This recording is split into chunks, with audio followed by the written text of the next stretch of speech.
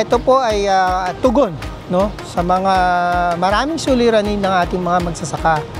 Alam naman po natin mula sa inputs, mula sa presyo ng palay, ang ating mga magsasaka ay dumadaing, no? At wala na silang kinikita. So para maibsan yung mga ganong problema at kahirapan ng ating mga magsasaka, itong 20 bigas meron na ay ni-launch hindi lamang doon sa mga vulnerable sectors, kundi doon sa mismong nagbibigay o nagbebenta ng palay sa atin upang magkaroon tayo ng food security. Pati sila ay maisama na sa programang 20 bigas meron na, maka-avail sila ng murang bigas from the National Food Authority. Ito po ay para sa magsasaka na gustong mag-avail nito. At ito naman po ay galing din naman sa kanila.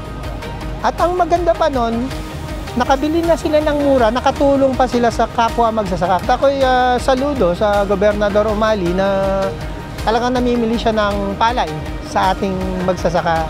Napakalaking tulong po niya sa ating magsasaka. In fact, yan yung pinapakiusap ko sa mga LGUs. Sabi ko, tulong tayo, hindi kaya ng NFA.